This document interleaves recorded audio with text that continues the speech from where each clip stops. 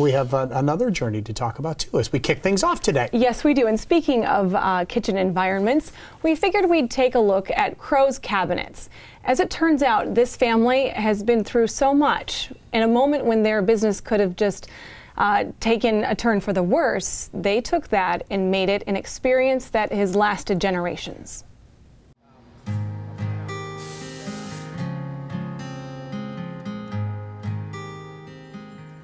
Kind of like back in the day, I knew every board and every piece of laminate and every job we did like the back of my hand, but as we grew, it's kind of difficult to do that. Chances are good if you live in the area, you've seen their work. Chances are also good that you've never really noticed it.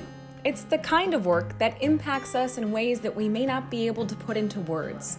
The work that makes a space usable and notable. Yeah, I'd say our biggest customer over the years has been St. Elizabeth Hospital. We did Oh Wow down in Youngstown, downtown. That was a fun one. And more recently, just last year, we did the Bistro and the Doubletree Hotel downtown. And that was a blast. And the people, the family behind Crowe's cabinets have made it possible to embrace spaces in ways that we may have taken for granted. For Paul Crowe, this craft was something that he embraced from an early age. I enjoyed making tree houses, and I knew which end of the hammer to hold. And in our neighborhood, the guys came to my garage to find out what to do and how to build it. I just had a knack for it. That knack evolved into Crowe's cabinets. Just as the business was starting to grow, the Crowes were faced with having to pull up their bootstraps and their tool belts. The next generation was about to get a hands-on lesson.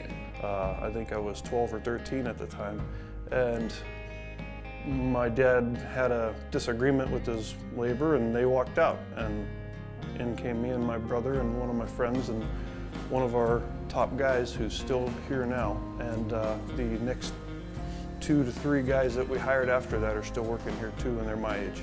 And we all learned from my dad, and we picked up from that what could have been a catastrophe and the end of the company, could have buried the company, became the starting point of what we are now. And now, this family has continued to evolve their services based on playing a role in everyone's everyday life, the life we live in our everyday homes. It's different. It's a very different wavelength to go into residential because people are trusting you with their home and their money, and you can't move as fast on residential as you can on commercial. You spend a lot more time on each job, getting it right, doing it the way that that customer wants, and getting them what they want in their house with their money, and they have to live with it. When you're doing it for a hospital, well, they want it to be nice and everything, but they're not going to wake up every day and have coffee on it, and have their family around it, and show their friends about it. They're working there. But when it's your house, it's a lot different perspective, and that's why it takes a lot more focus.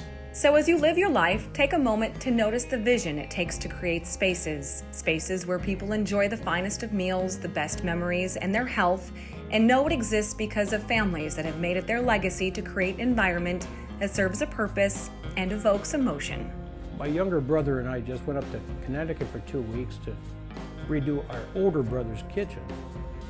And I get sent a picture of my 4-year-old grandson sitting at my desk working the computer. And he says, something about your replacement has been hired. So I'm not sure I want to go away too often anymore. I might get fired.